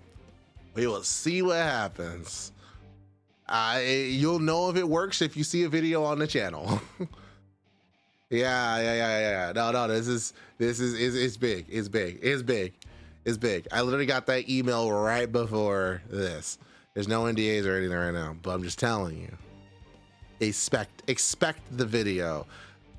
Well, no, don't even expect the video. Just if you happen to see it, know that I got it. Know that I got it. Oh man. So yeah, no, we'll be good. Hello, so happy to see her. Now I will say, when it comes to interviewing Japanese directors, voice actors, what have you, all questions are submitted in advance, so they have to screen them, and also it has to be kept to whatever they're interviewing about. So it cannot be anything personal, nothing about any other projects. It has to be only about the project that we're working on. So only Fate Strange Fake, not Fate Grand Order or anything else, just Fate Strange Fake.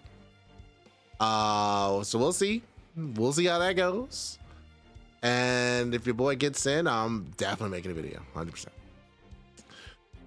So I gotta like come correct. I gotta get a haircut. I gotta like look fresh. I cannot be slacking. I'm representing the Chaldean gurus. I'm also representing the fake community. I can't be slacking. I can't be slacking.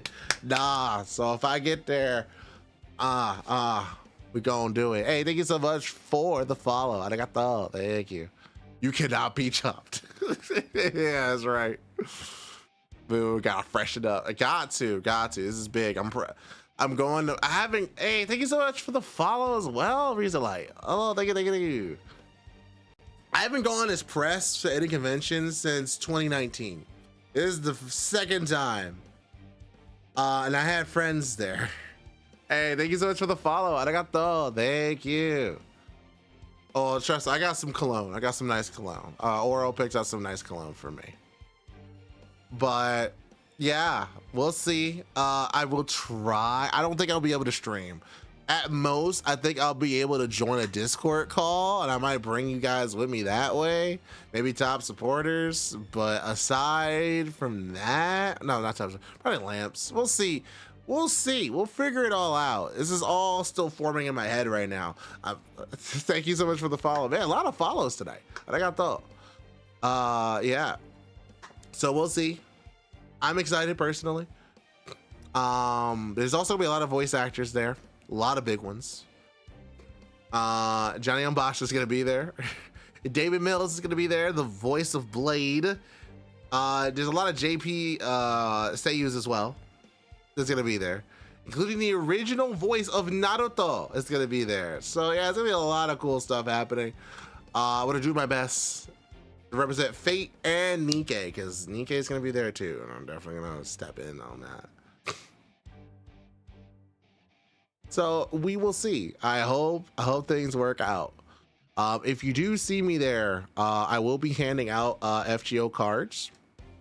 If you do see me there, don't be afraid to say, hey, what's up? It'd be nice to see you. It'll also be the first time I've left the state in about maybe two almost 3 years. And before those trips happened, I hadn't left in like 5 or 6. So it's kind of crazy. What do we got? Who this?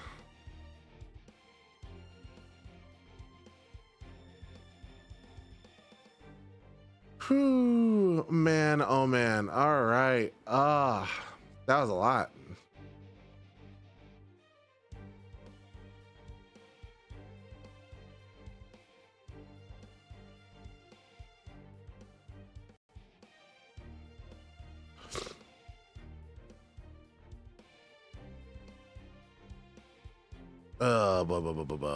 All right, well. First time Moo left Michigan since Yoru turned into a sword. Yeah, for real. Good luck on the BB Dubai rolls. Thank you, Shadow Ravenous. Thank you. Hopefully she's pretty nice. Thank you, Alteri. Thank you. Hopefully I get to meet some familiar faces. I'm hoping so. Be nice to see. We're living in a gotcha world and BB Dubai is a material girl. We're living in a gotcha world and BB Dubai is a material girl. Did she come out tonight? Technically. I don't know if we're getting maintenance. Let's find out. I'm in the middle of a node. Let's find out. Let's swap. All right, cool. Let's swap and figure this out because I don't know.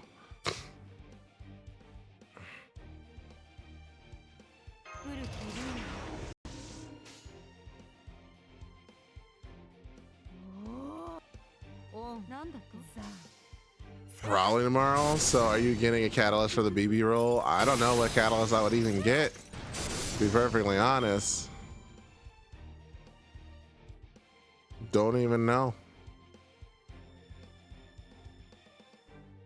But I'm just happy to be here, guys. I'm just happy to do my thing. Happy you're here for it too. Let's see if I were peeking or something. Oh yeah, this fight. Oh my word. This fight.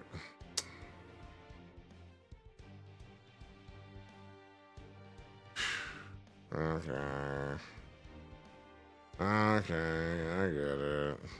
This fight.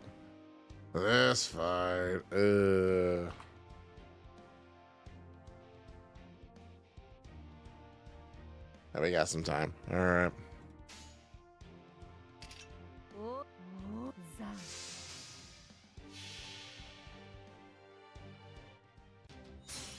I'm probably chilling with chocolate.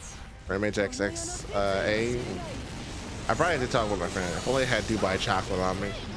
I mean, I can't eat Dubai chocolate, but I could buy the Dubai chocolate from Cold Stone, maybe.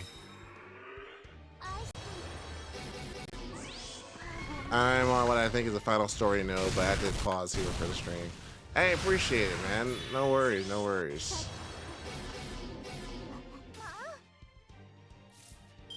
Cold Stone classic choice. I love Cold Stone. What do you have? 3 hits.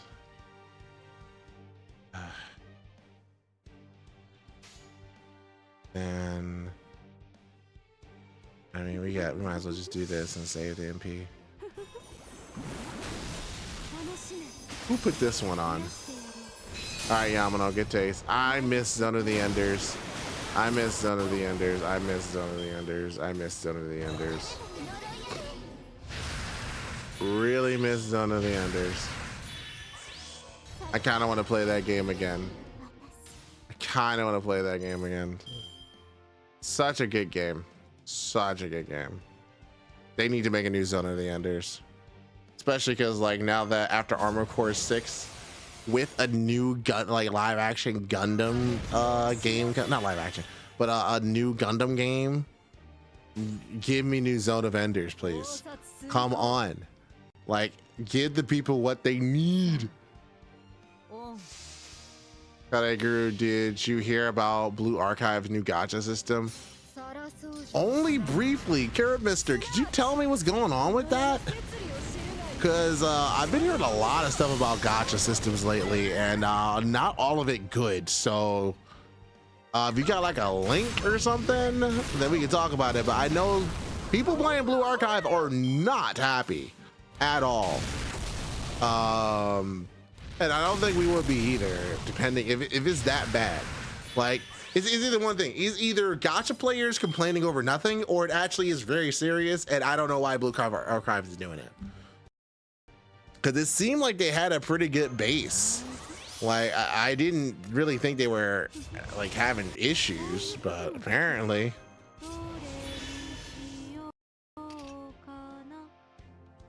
Oh, I can't remove the curses, huh? All right. So we'll take out 1, then 2. Can I link it to you in chat? Yeah, go ahead and throw the link.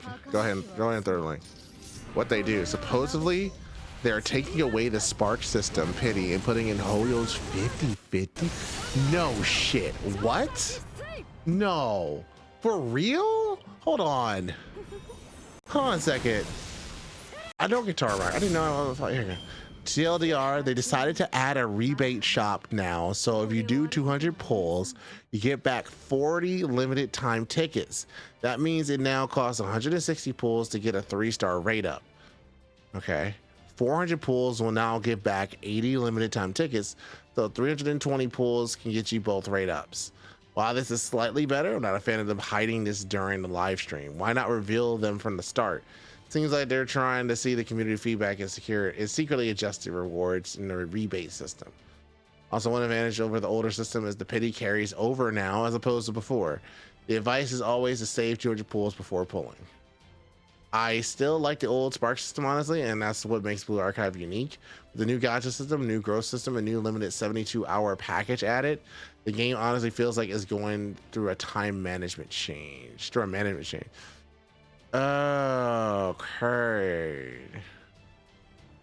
During the 10th recruitment round, Advanced Tactics Education BD Selection Box 2, recruitment for 30th time, 10 fragments of the God's Name, 50 for 5 selection box, 7 recruitment, limited time, recruit 10, recruitment, and Dear Boss 2, recruitment for 11, 10, name.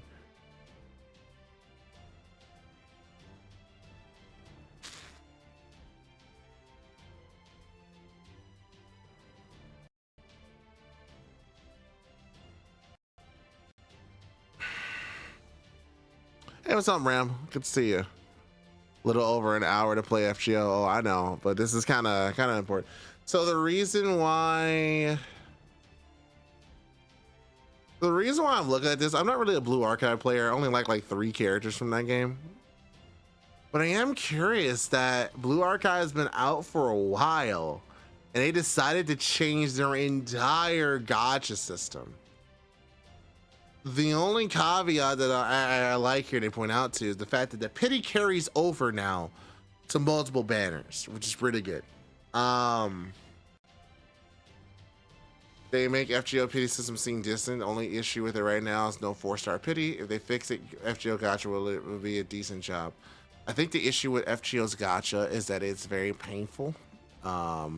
It's still a hard ask to ask people to spend 900 Saint Quartz to guarantee 1 unit. That's a lot. Especially when you consider with the packs, at least in US, it's definitely higher in other countries. $80 pack gives you about 170. So what?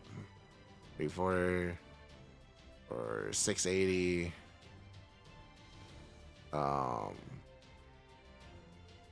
You're at 8. You're like 5 or 6 times as you're buying the package. That's $400. Even at like that's higher technically than Honkai Star Rail, Genshin, and Zenless Zone Zero. You spend more money if you don't have the Saint Quartz saved. So yeah, they are super generous and they're giving out Saint Quartz. You don't have to pay for the costumes. So there is, like, in the way I kind of see it with gacha, it's a push and pull, it's levers. Some gacha systems just aren't very good, but they give you a whole bunch of free stuff, a whole bunch of free things. Like, imagine if you had to pay for the costumes in FGO. Oh, kind of sucks, right? Granted, they're taking out materials. If you don't have those materials saved, it just kind of sucks. But you don't have to spend actual money, which is another thing. Nikkei, on the other hand, their gacha system, in my opinion, I feel like is better, even though it hurts. Hello there. Hello there, General Kenobi. But I like the fact that 200 is the limit. When you hit 200, you're getting the unit. You can get any of the units. There you go, bar none. You don't want the unit right now? Cool, you can save it for someone else, and I like that. That I like. That's really good. But the $60 gacha skin. Well, guys, I tried talking about the $60 gacha skin. It kind of sucks, but at the same time, you do get 2 free 10 rolls, some level up materials. You're not paying for just the skin. The skin is just the prize. But really, you're paying a $60 package with 2 free 10 rolls, level up materials, and a skin. That there. Yeah, I'm not a fan of Nikkei's gacha. I am a fan of the gacha, personally. I also am a fan of the different ways that you can get gems, which is very FGO-esque to me. Like the fact that I can tell Ivy, oh yeah, no, you have a whole bunch of different ways you can get gems right now. It just takes a lot of time, but you can do it. Like you got literally all the mini games you can play right now. You have all the extra side content. You got lost sectors. You got the fact that early on they were showering you with gems just for completing a story. Yeah, you got all these events. You got the free tickets, stuff like that. Like monetary speaking is worth it. Morally speaking, that's something else. You're playing a gacha game. The first step, understand. Playing a gacha game means you are going to the casino, except it's worse because you're not actually earning any money. You're spending for a PNG and a character that you can play in a game. Look at it as a live service that you are putting money toward. I know I'm talking to like probably the wrong people. You probably don't even care. But speaking from me, you are walking into a casino. Or if you want to look at it another way, you are making sure that the game you're enjoying continues to work. You are paying for the lights to stay on. That's what you have to look at it as. If you look at it like any other way, you're gonna hurt yourself. You're earning a PNG you could have gotten from Damboru for free. Right, but you can't play a game with that PNG. There is that. You don't get to feel connected emotionally by bonding with the PNG. So there's things. The guy behind Embark, Dexon Studio, if I don't know, is a former EA exec who told Battlefield critics not to buy the game. I also got 7 copies of CL Summer I wanted. Nice, good stuff. Interesting. Oh, you talk about that guy that says, hey, if you don't like it, don't buy the game.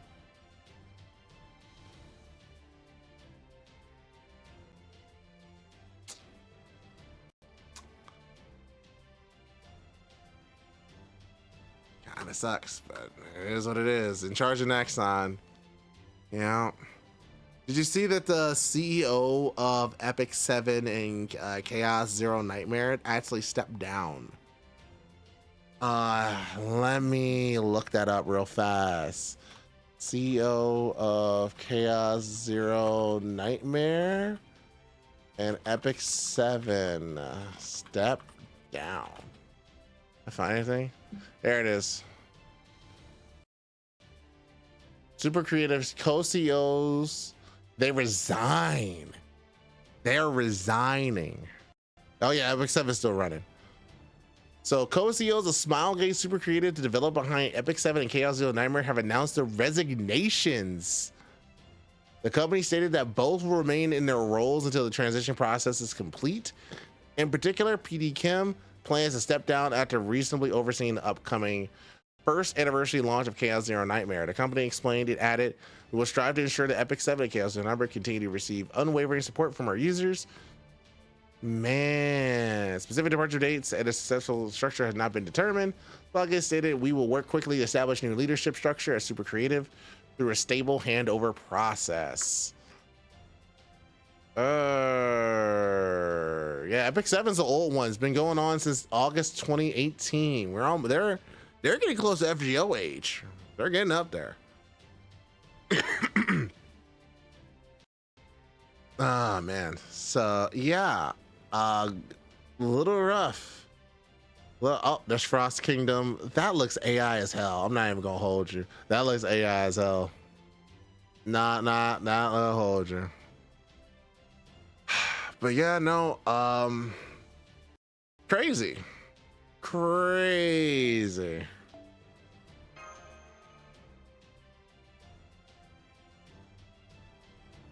Damn. I don't know what's gonna happen. There's a lot of things happening right now in terms of the gacha space. A lot of things are happening, so we'll have to see.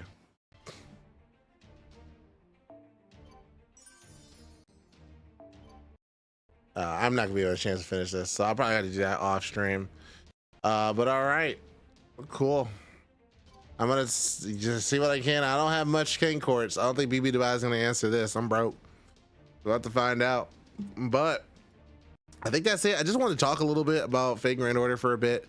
I will be doing more of a stream on Nikkei on Thursday for Project Matisse Part 2. I know it comes out tomorrow, but I'll be doing it live on stream. I'll be doing my best not to read it early so I can read it with you guys. But tomorrow, if you're itching for some streaming, some content, Simon IV will be streaming tomorrow, potentially. Definitely check out. Remember, it's Monday, Wednesday, Friday, 7:30 p.m. Central Time. So definitely be on the lookout on her Twitter or in the Discord for when that happens. But for now, let's go ahead and wrap this up and get someone to raid. Now remember, exclamation point raid for the raid message, exclamation point raid sub for the other raid message if you are subscribed. And we appreciate all the support. I'm trying to pick someone I haven't raided in a while.